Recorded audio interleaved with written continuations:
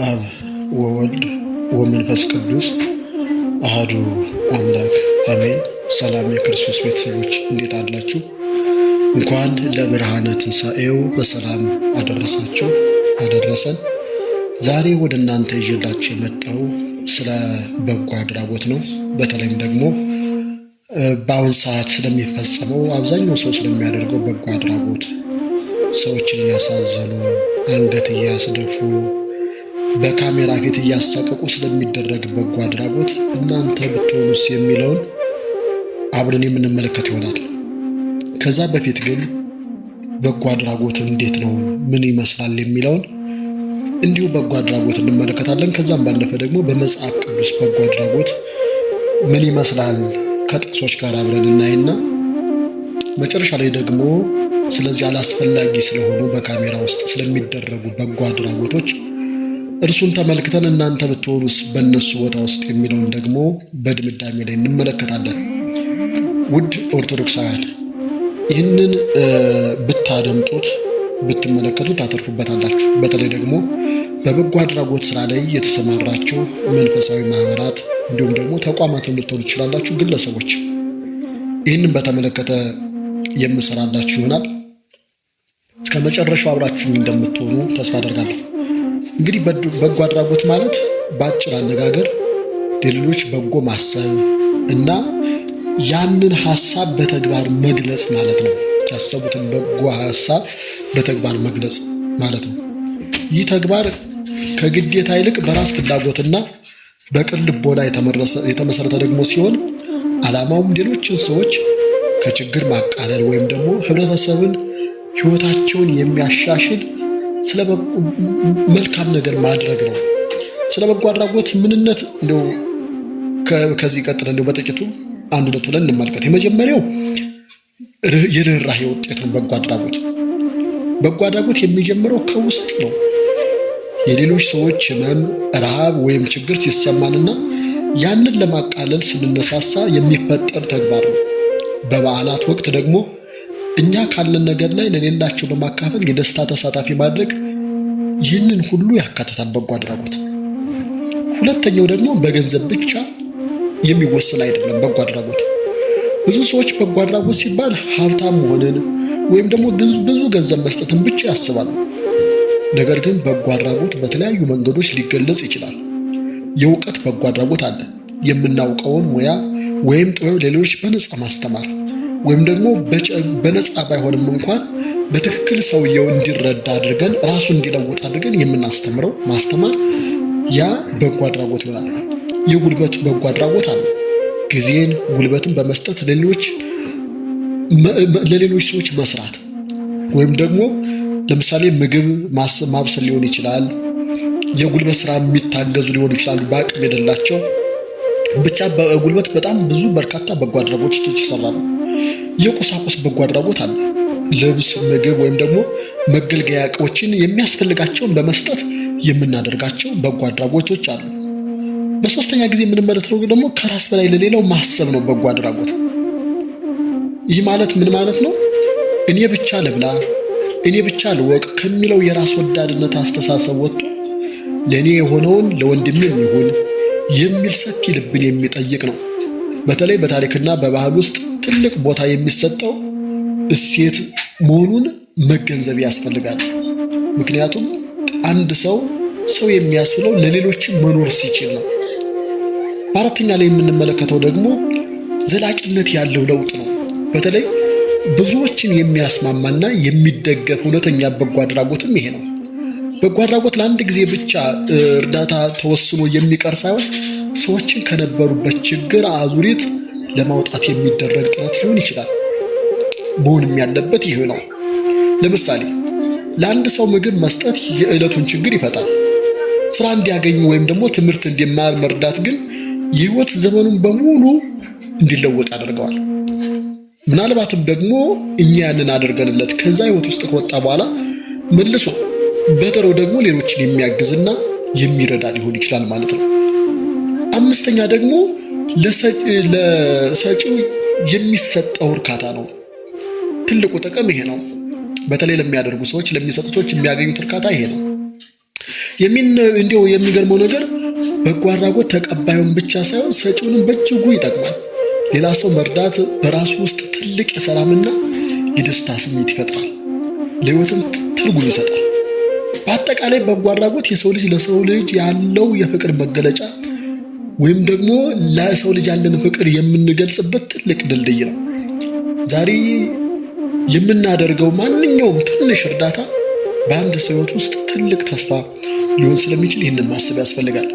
ከዚህ ባለፈ ስለ በጎ አድራጎት መጽሐፍ ቅዱስ ምን ይላል የሚለው የተወሰኑ ጥቅሶችን እንመለከትና ከዛ በዘመናችን ውስጥ ስለሚፈጸሙት በተለይ ደግሞ ግፍ የሚመስሉ ካለመስጠት የሚሻሉ መስጠቶች አሉ።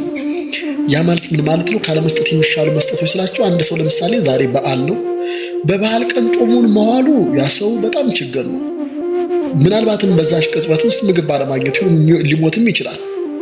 መስጠታችን ከዛ ነገሩ እንድንታደገው ቢሆንም ካለመስጠት የማይሻለው ደግሞ በምንድን ነው ከተባለ ለነፍሳችን የሚሆን ምንም አይነት በቁየት የለውም፣ ምንም ዋጋ የለውም። ስለዛ በኋላ እንመለሳለን። መጽሐፍ ቅዱስ ግን ምን ይላል ስለ መስጠት የሚለውን እንመልከት። አንደኛ የምጽዋትና የመስጠት በረከት እንዳለው መጽሐፍ ቅዱስ ይናገራል። በዚህ በመጽሐፈ ምሳሌ በምዕራፍ 15 ቁጥር 25 ላይ እንደዚህ ይላል፣ የሚሰጥ ሰው ይጸበልጋል፣ ሌሎችን የሚያረካም እርሱ ራሱ ይረካል ይላል። እንግዲህ በተለይ ደግሞ በሶሻል ሚዲያ ውስጥ ረጅም ሰዓት የማድመጥ ችግር ስለሌለብን ስላለብን እኔ ጥቅሱን ብቻ እያነበብኩላችሁ ሊሄድ፣ እናንተ ደግሞ በሰፊው እያሰፋችሁ ትመለከቱታላችሁ። ይህ ጥቅስ እንግዲህ መስጠትን ለተቀባዩ ብቻ ሳይሆን ለሰጪውም በረከትና የውስጥን እርካታ እንደሚያመጣ በግልጽ የሚያሳይ የመጽሐፍ ቅዱስ ክፍል ነው። ሌላው መስጠት ፍቅር በተግባር የሚገለጽበት ነው በመጽሐፍ ቅዱስ አገላለጽ። በዚህ በአንደኛ ዮሐንስ ምዕራፍ 3 ቁጥር 18 ላይ እንደዚህ ይላል፣ ልጆች ሆይ በስራና በእውነት እንጂ በቃልና በምላስ አንዋደድ ወይም ደግሞ በአንደበት አንዋደድ ይላል። እውነተኛ ፍቅር የሚገለጸው በንግግር ብቻ ሳይሆን ችግረኞችን በመርዳትና በተግባር ለሌሎች መድረስ እንደሆነ የሚያስገነዝበን የመጽሐፍ ቅዱስ ክፍል ነው። ሌላው በሶስተኛ ጊዜ የምንመለከተው ደግሞ ለተቸገሩት ማዘን ነው። መስጠት ማለት ወይም ደግሞ በጎ አድራጎት ማለት ለተቸገሩት ሰዎች ማዘን ማለት ነው። ምን ይላል በመጽሐፈ ምሳሌ በምዕራፍ 19 ቁጥር 17 ላይ ለድሃ ቸርነትን የሚያደርግ ለእግዚአብሔር ያበድራል፣ ስላደረገውን በጎነት እግዚአብሔር ብድራቱን ይከፍለዋል ይላል። ያንን ብድር የምናገኘው ዋጋ የምናገኘው ከማን ነው? ከባለቤቱ ከእግዚአብሔር ነው ማለት ነው። ይህ ጥቅስ ለተቸገሩት የምናደርገው ደግነት በእግዚአብሔር ዘንድ ትልቅ ዋጋ እንዳለውና እንደማይረሳ ያረጋግጥልናል ማለት ነው። ሌላው ደግሞ ስንሰጥ በደስታ መስጠት እንዳለብንም የመጽሐፍ ቅዱስ ክፍል ይናገራል። በዚህ በሁለተኛ ቆሮንቶስ በምዕራፍ 9 ቁጥር 7 ላይ ሐዋርያው ቅዱስ ጳውሎስ እንደዚህ ይላል፣ እግዚአብሔር በደስታ የሚሰጠው ይወዳልና እያንዳንዱ በልቡ ያሰበውን ይስጥ፣ በግድ ወይም በሐዘን አይሁን ይላል። በጎ አድራጎት ከልብ የመነጨና በደስታ የሚደረግ መሆን እንዳለበት ያስተምረናል። ለምን መሰላችሁ? አንዳንድ ሰዎች በሰዎች ተገፋፍተውና በሰዎች ጉትጎታና ልመና ተሰጥተው መልሰው የሚቆጩ ሰዎች ሊኖሩ ስለሚችሉ በልግስና ልባችን እንዳስበው መስጠት ያስፈልጋል ማለት ነው። ስለዚህም ደግሞ በደስታ የምንሰጠው ስጦታ መሆን ያስፈልጋል።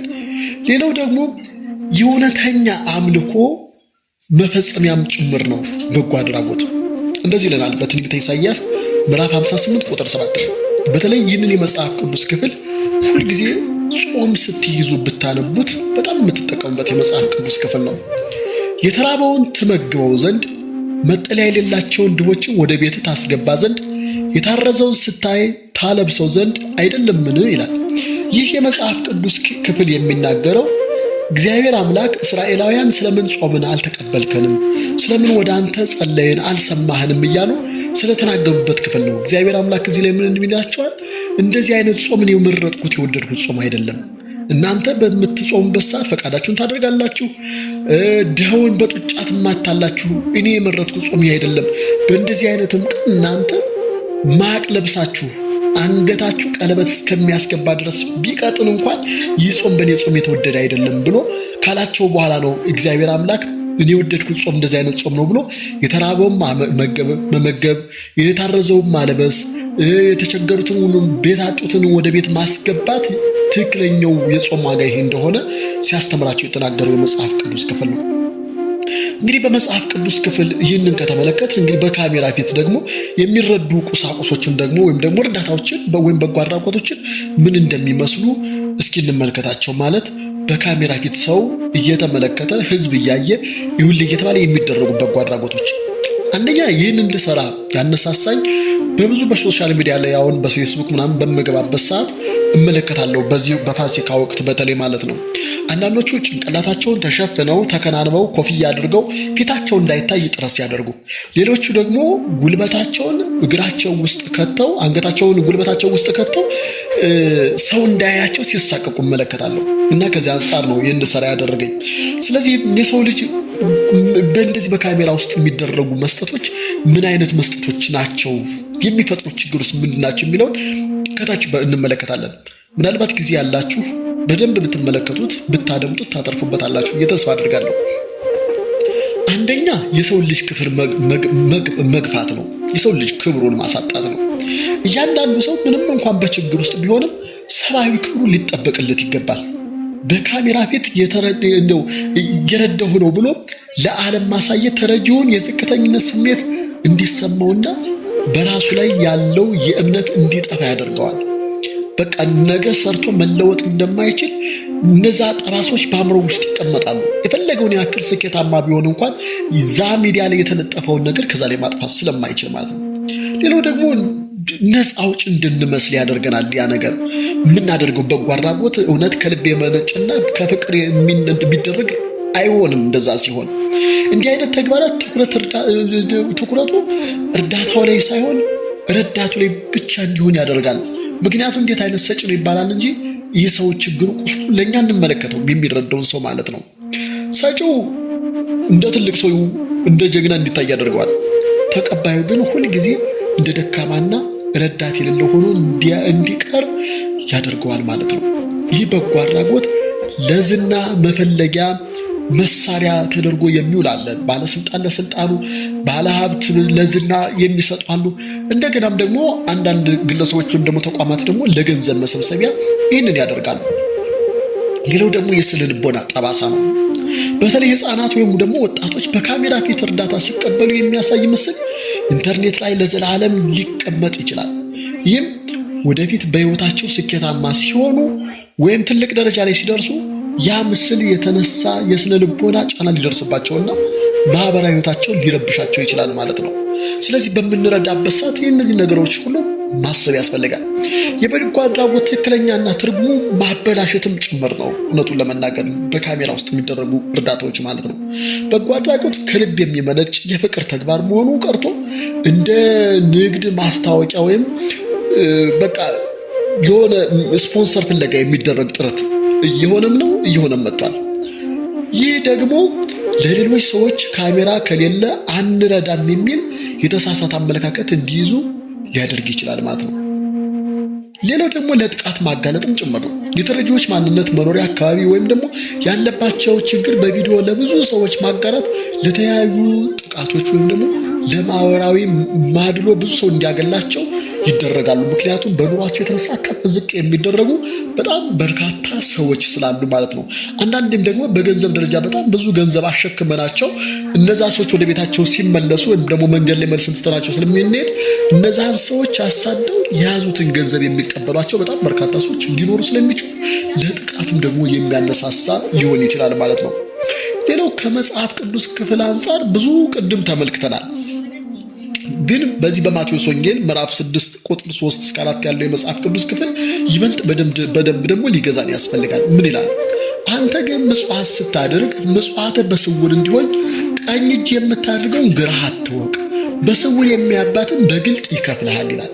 ይህ ቃል በግልጽ የሚያሳየው መስጠት ያለብን ለሰው ክብር ወይም ደግሞ ለዝና ሳይሆን በእግዚአብሔር ፊትና ለሰው ልጅ ካለን ፍቅር የተነሳ መሆን እንዳለበት የሚያሳይ ነው። ቀኝ ያየውን ግራ እጅ ያየው የሚለው በጣም በርካታ ትርጓሜዎች አሉት። ከዛ አንጻር አይደለም እንደው ቀጥታ እንኳን ቃሉን ብንመለከተው በምንሰጥበት ሰዓት ዞረን ያንን ሰው ይሄን አደረኩ ይሄን ሰራ ለመባል መለከት እያስነፋን ጥሩምባ እያስነፋን ሳይሆን ከእንደዚህ አይነት ነገር መውጣት ያስፈልጋል። ይህንን ስናስብ እንግዲህ ለሌሎች ደግሞ አርአያ እንድንሆን ማሰብ ያስፈልጋል። ሰዎች እኛን እያዩ እንደኛ ካሜራ ፊት የሚያደርጉ ሳይሆኑ እኛ ለነዛ ሰዎች ደግሞ በስውር አድርገን እገሌ እኮ እንደዚህ አይነት ሰው ነው የምንባል ሳይሆን እነዛ ሰዎች በስውር ያደረግንላቸውን የሚያውቁት እንኳን ጥቂት ሰው ቢኖሩ እንደኛ ሌሎችም ደግሞ ይህንን የሚያደርጉ የሚተባበሩ ይሆናሉ ማለት ነው። ሌሎች እነዚህ ነገሮችን አስታውሱ። ይህ ነገር እንደዚህ አይነት ድርጊቶችን በምታደርጉበት ሰዓት ማለት ነው የሰዎቹ ፊት አለማሳየት። ለምሳሌ ከጀርባ መቅረጽ ይቻላል። የዚህን ያክል እንደው ግዴታ በጎ አድራጎት ከሆነና ያ ነገር ስፖንሰር የሚያስፈልገን ከሆነ ሌሎች ሰዎች እንዲሰጡ የሚያስፈልገን ከሆነ ፊታቸውን ከጀርባ መቅረጽ ያስፈልጋል። ያ ሲሆን ሰዎች አይሳቀቁም። ለነገ ህይወታቸውም ደግሞ ሌላ እንቅፋትና የስነ ልቦና ጫና አይፈጥርባቸውም። እንደገና ደግሞ ካሜራውን ዝግጅቱ ላይ እንጂ ሰዎች ላይ አለማተኮር። ሰዎች ላይ እኔ አሁን በሰሞኑ እየተመለከትኩ ነበር፣ ዛሬ በጠዋት ጀምሮ ማለት ነው። ካሜራ ፊታቸው ላይ አስደቅነው እጃቸውን ለማጉረስ ሁሉ ሳይቀር እጃቸውን ሰልፈው የሚታዩ ሰዎች ነበሩ። ሰዎችም የሚረዱ ሰዎች አፋቸውን ከፍተው እየታየ ማለት ነው። እና ዝግጅቱ ላይ የሚደገሰው ድግስ ላይ የሚዘጋጀው ዝግጅት ላይ እዛ ላይ ትኩረት ብናደርግ ሰው ያንን ካየ መቼም አዘጋጅተው ደፉት ወይም ብቻቸውን በሉት ሊለን አይችልም። ስለዚህ ከዚህ አንጻር ያንን ማድረግ እንችላለን። የግድ ደግሞ ከሆነ ደግሞ ፊታቸውን የሚታይ ከሆነ ደግሞ አስቀድመን ፊታቸውን መጠየቅና ማለት ሰዎችን ፈቃዳቸውን መጠየቅና ክብራቸውን በሚጠብቅ መልኩ ማቅረብ ተገቢ ይሆናል ማለት ነው። ይህ ሲሆን ትክክለኛ በጎ አድራጎት የሚለካው በተቀባዩ ፈገግታ እንጂ በቪዲዮ በሚደረገው ቪዲዮ ብዛት አይደለም። ምክንያቱም ብዙ ሰዎች እየተሳቀቁ ያንን ብናደርግላቸው በፊታቸው ውስጥ ምንም አይነት ፈገግታ ከሌለ ምን ይጠቅመናል? ስለዚህ እንደማጠቃለያ ይህንን እንበል። አንድ ሰው በሚያደርግበት ሰዓት ይህ ነገር ቢደረግበት እኛ ብንሆንስ የሚለውን ማሰብ ያስፈልጋል። ይሄ በአእምሯችን ውስጥ ዕለት ዕለት ሊመላለስ ያስፈልጋል። በጎ አድራጎት በምናደርግበት ሰዓት እናንተ ብትሆኑስ? አንድ እናት ወይም ደግሞ አንድ አባት ካሜራ ፊታቸው ላይ ተደቅኖ አንገታቸውን ደብተውና ፊታቸውን በጉልበታቸው መካከል ቀብረው እርዳታ ሲቀበሉ ስናይ እየሰጠናቸው ያለነው ዳቦ ነው ወይስ ውርደት የሚለውን መጠየቅ ያስፈልጋል። መጽሐፍ ቅዱስ ሰው በእግዚአብሔር አምሳል ተፈጥሯል ይላል። ያ በእግዚአብሔር አምሳል የተፈጠረው ሰው በችግር ምክንያት እጁን የዘረጋው ወንድምህ፣ ያቺ በኑሮ መከራ የዛለችው እህትህ የፈጣሪ አምሳል ናቸው። አምላክ ያከበረውን የሰው ልጅ ክብር ለጥቂት ላይክና ወይም ደግሞ እይታ ቪው ልንለው እንችላለን፣ ወይም ደግሞ ፎሎ ሰብስክራይብ ልንለው እንችላለን ብለን የምናረክስበት ምንም አይነት ምክንያት የለንም። እስኪ አስቡት፣ ያ ሰው የእናንተ አባት ቢሆንስ? እንደዛ እየተመለከታችሁት ያቺ ፊቷን የሸፈነችው ምስኪን እናት የእናንተ እናት ብትሆንስ? ያ አንገቱን የደፈው ወጣት የእናንተ ወንድም ቢሆንስ? ትክክለኛ በጎ አድራጎት ተቀባዩን የሚያቀና እንጂ የሚያሸማቅቅ መሆን የለበትም። ጌታችን በመጽሐፍ ቅዱስ ቀኝ የምታደርገውን ግራ አትወቅ ይላል በማቴዎስ ወንጌል ምዕራፍ 3 ቁጥር 6 ላይ ቅድም የተመለከተው የመጽሐፍ ቅዱስ ክፍል ማለት ነው። ይህንን ያለው እኮ መስጠት ያለብን ለእግዚአብሔር ለሰው ልጅ ፍቅር ብለን እንጂ ለሰው ትርኢት መሆን እንደሌለበት ስለሚጠየቀን ነው። ካሜራ ባይኖር ትሰጥ ነበር? ይህ ጥያቄ ሁልጊዜ ለራሳችን እንጠይቅ ያስፈልጋል። ረሃብ የዕለት ህመም ነው።